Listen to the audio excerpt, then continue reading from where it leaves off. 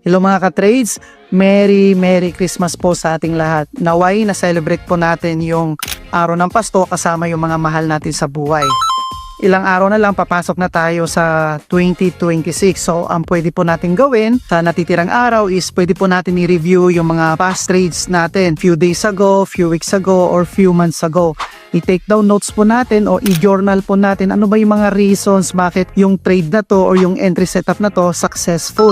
Ano ba yung reasons kung bakit itong entry setup na to loss. So pwede po nating i-journal yon para at least bago tayo pumasok sa 2026 nare-refine po natin yung mga strategy natin. So kapag na-refine na natin yung strategy natin, ibig sabihin mayroon na tayong sinusunod na rules or criteria bago tayo mag-take ng entry. So pagdating ng January 1 to 31, 2026, pwede nyo pong i-challenge yung sarili mo. Gawa ka muna ng rules sa natitirang araw, and then pagdating ng January 1 hanggang katapusan ng January, wala kang ibang gagawin kundi susundin mo yung rules na ginawa mo. Ano yon? Sample. Halimbawa, magti-trade lang ako 1 to 2 trades a day. Isa yan sa mga rules ko. Pangalawa, magti-trade lang ako during London session to New York session. Isa pa sa rules ko is magti-trade lang ako. Halimbawa, gold, Euro USD, JBP USD, wala na akong ibang iti-trade. Halimbawa, pagdating ng January 1 or day 1 mo as 30-day challenge mo is pag trade mo na loss ka, nakadalawang trade ka na loss ka, ang gagawin mo next day ka ulit, right? So pag trade mo the next day, naging win ka or naging successful yung entry setup mo. So hindi ka mag-go-over trade. Next day ulit, win or loss, huwag kang mag-go-over trade. Pagdating ng 30 days, kapag nakasanayan mo yan, o obserbahan mo yun kung ano yung naging result, pag nakasanayan mo na yan, magiging part na yan ng sistema mo or discipline. Kasi guys, sa ganitong klase ng business, napakahirap din sundin yung patience, yung discipline, kasi maraming temptasyon, di ba? Para maiwasan natin ng mga temptasyon na to, kailangan gumawa talaga tayo ng sistema. At yung sistema na yon, yun yung susundin natin. Nagtitrade lang ako per day, 1 to 2 trades per day, and then hanggat maaari, nagtitrade lang ako 3 p.m. o 3:30 p.m. onwards. And then 1 to 2 trades a day lang, kapag na-loss, next day ulit. Alright? Obserbahan mo ngayon yan guys. Kapag nakasanayan mo yan, magulat ka na lang, mas effective pala yan kaysa doon sa mag-over trade ka. So itong mga natitirang araw, i-review nyo po yung mga past trades nyo, i-journal mo, and then gawa ka ng rule-based